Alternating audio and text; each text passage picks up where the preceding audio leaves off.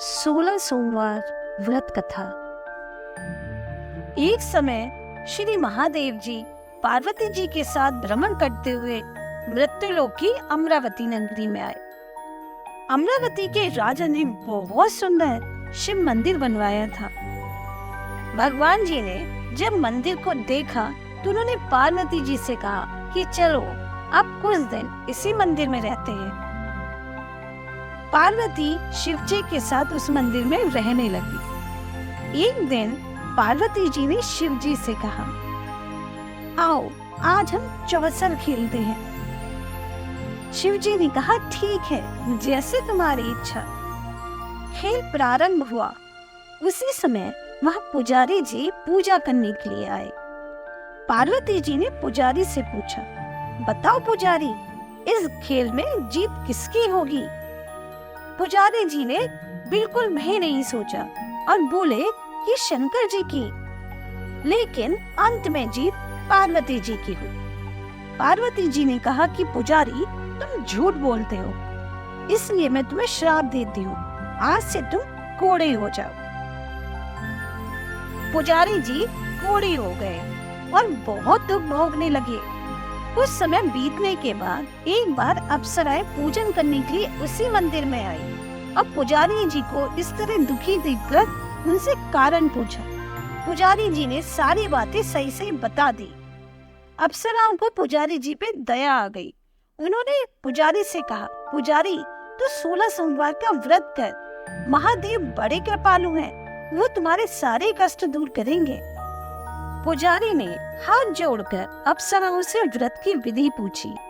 अप्सराएं बोली कि जिस दिन सोमवार हो उस दिन भक्ति के साथ शिवजी भगवान का व्रत करें। सुबह स्वच्छ वस्त्र पहने, आधा सेर गेहूं का आटा लें और उसके 3 अंग बनाएं। फिर घी, गुड़, दीप, दीपक, नैवेद्य, पोंगी फल, बेलपत्र, चंदन, अक्षत, पुष्प आदि से भगवान शंकर का विधि से पूजन करें। उसके पश्चात एक अंग शिव जी को अर्पण करें और बाकी बचे हुए 2 अंगे उसे प्रसाद समझकर आपस में अपने परिवार के सभी सदस्यों में बांट दें और खुद भी प्रसाद को ग्रहण करें। इस विधि से जो भी 16 सोमवार का व्रत करता है, भगवान शंकर उस पे अपनी कृपा दृष्टि अवश्य ही करते हैं। शिवजी भगवान उसके सारे कष्ट दूर करते हैं। इसी प्रकार 16 सोमवार का व्रत करें। इसके बाद 17वें सोमवार के दिन पाव से पवित्र गेहूं के आटे की बाटी बनाएं। उसमें घी और गुड़ मिलाकर चूरमा बनाएं और शिवजी भगवान को भोग लगाकर प्रसाद भक्तों में बांट दें। अपने परिवार के सब लोगों को प्रसाद दें और खुद भी प्रसाद ग्रहण करें। इस तरह से अगर तुम शिवजी भगवान की 16 सोमवार के व्रत करोगे तो शिवजी भगवान आपके सारे मनोरथ पूर्ण करेंगे, आपके सारे कष्टों को दूर कर देंगे। ऐसा कहकर अप्सराएं स्वर्ग को चली गई। ब्राह्मण ने यथाविधि 16 सोमवार का व्रत किया और भगवान शिव जी की कृपा से बिल्कुल रोग मुक्त हो गए और आनंद से रहने लगे। कुछ समय बाद फिर शिव जी और पार्वती जी उसी मंदिर में आए। जब पार्वती जी ने ब्राह्मण को बिल्कुल निरोगी देखा तो उन्होंने ब्राह्मण से रोग मुक्ति का कारण पूछा। ब्राह्मण ने पार्वती जी को 16 सोमवार व्रत की संपूर्ण कथा सुनाई। पार्वती जी भी व्रत की विधि पूछकर व्रत करने को तैयार हुई। व्रत करने के बाद उनकी मनोकामना पूर्ण हुई और उनके रूठे हुए पुत्र कार्तिकेय जी माता के आज्ञाकारी हुए। एक दिन कार्तिकेय जी ने भी माता से पूछा कि हे माता, आपने ऐसा क्या किया है जिससे मेरा मन आपके चरणों में लगा है? पार्वती जी ने कार्तिकेय जी को 16 सोमवार व्रत की संपूर्ण विधि बताई। माता से व्रत की विधि पूछकर कार्तिकेय जी ने भी इस व्रत को किया, जिसके फलस्वरूप उन्हें उनका प्रिय मित्र मिल गया।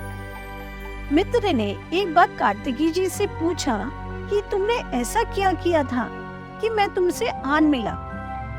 कार्तिकेय जी ने संपूर्ण व्रत की विधि बताई। ब्राह्मण मित्र ने विवाह की इच्छा से 16 सोमवार के व्रत पूरी श्रद्धा भक्ति से किए। व्रत के प्रभाव से जब वे किसी कार्य से विदेश गए तो वहाँ के राजा की लड़की का स्वयंवर था। राजा ने ये प्रण लिया था कि मेरी हथिनी जिस भी राजकुमार के गले में माला डालेगी उसी के साथ मैं अपनी प्यारी पुत्री का विवाह करूंगा। शिवजी की कृपा से ब्राह्मण भी स्वयंवर को देखने गए और राज्यसभा में एक और जाकर बैठ गए। समय पर हथिनी आई और उसने सारे राजकुमारों को छोड़कर जयमाला उस ब्राह्मण के गले में डाल दी। राजा की प्रतिज्ञा के अनुसार बहुत धूमधाम से ब्राह्मण का राजकुमारी के साथ विवाह हुआ और ब्राह्मण को राजा ने बहुत सारा धन दिया, सम्मान दिया। ब्राह्मण सुंदर राजकुमारी को पाकर सुख से रहने लगा। एक दिन राजकुमारी ने अपने पति से पूछा, हे प्राणनाथ, आपने ऐसा कौन सा पुण्य किया था जिसकी वजह से हथिनी ने सब राजकुमारों को छोड़कर आपका वरण किया? राजकुमारी के पूछने पर ब्राह्मण ने राजकुमारी को व्रत की संपूर्ण विधि बता दी। व्रत की महिमा को सुनकर राजकुमारी को बड़ा आश्चर्य हुआ और वो भी पुत्र की कामना से 16 सोमवार के व्रत करने लगी और शिवजी की कृपा से उसे अति सुंदर धर्मात्मा विद्वान पुत्र प्राप्त हुआ।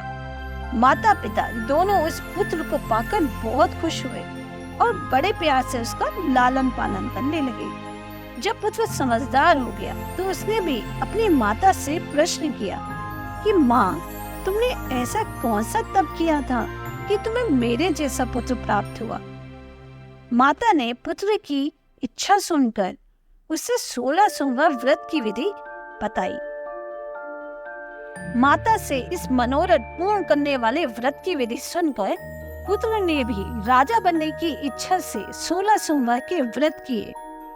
उसी समय एक वृद्ध राजा के दूत आए और राजकुमारी के लिए ब्राह्मण युवक को वरण किया।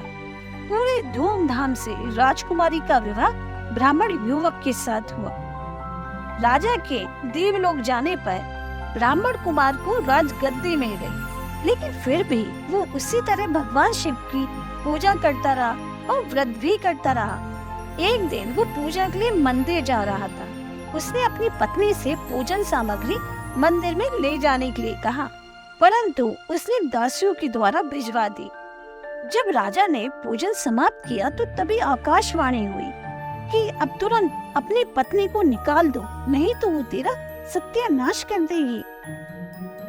भगवान की आज्ञा मानकर राजा ने रानी को निकाल दिया। रानी भाग्य को कोसते हुए नगर के बाहर आई। तभी रानी को एक बुढ़िया दिखाई दी जो सूत काटकर बेचने जाती थी। रानी की दशा देखकर बूढ़ी औरत ने कहा कि तू मेरी सूत पिकवाने में मदद कर, फिर तू मेरे साथ रह सकती है। रानी ने बुढ़िया के सिर पे से सूत की गट्टी उतार कर अपने सर पर रखी। थोड़ी देर में इतनी तेज आंधी आई कि बुढ़िया की सूत की पोटली सारी ही उड़ गई। बुढ़िया बेचारी पछताती रह गई और उसने रानी से खुद से दूर रहने के लिए कहा। अब रानी एक तेली के घर गई तो तेली के सारे मटके ही फूट गए। ऐसी दशा देखकर तेली ने रानी को अपने घर से निकाल दिया। उसके बाद रानी एक नदी के तट पर गई तो नदी का सारा जल सूख गया। वो जिस चीज को भी हाथ लगाती वो सड़ जाते, उसमें कीड़े पड़ जाते। वो पेड़ के नीचे बैठी तो पेड़ के सारे पत्ते गिर गए। रानी की ऐसी दशा देखकर ग्वाले रानी को मंदिर के गोसाई मतलब पुजारी के पास ले गए। रानी के मुख की कांति, उसकी शोभा देखकर गोसाई समझ गए कि जरूर ये कोई विधि की मारी है। ऐसा सोचकर पुजारी ने रानी से कहा, मैं तुझे अपनी पुत्री के समान रखूंगा, तुम मेरे आश्रम में रहो, तुम्हें किसी प्रकार का कोई कष्ट नहीं होगा।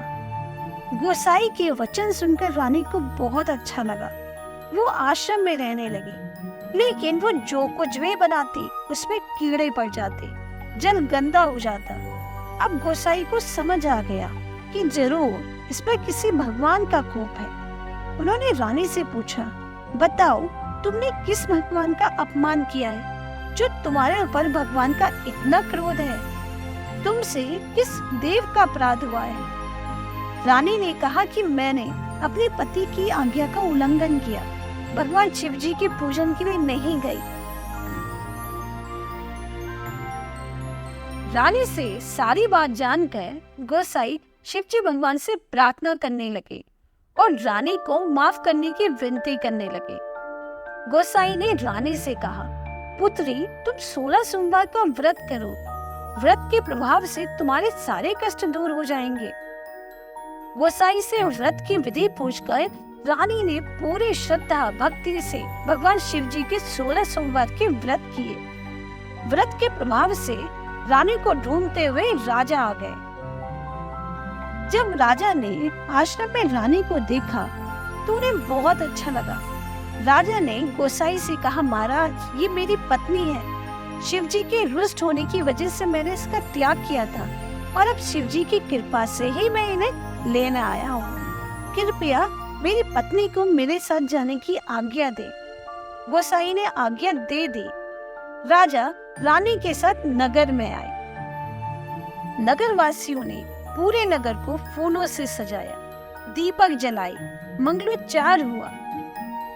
इसके बाद राजा रानी जब तक भी रहे शिवजी भगवान के व्रत करते रहे और शिवजी भगवान की कृपा से आनंद के साथ रहे। अंत में शिवलोक को प्राप्त हुए। इसी प्रकार जो भी मनुष्य भक्ति पूर्वक विधि पूर्वक 16 सोमवार की व्रत करता है, इस कथा को सुनता है, शिवजी भगवान उसकी सारी मनोकामना पूर्ण करते हैं और अंत में वो शिवलोक को प्राप्त होता है।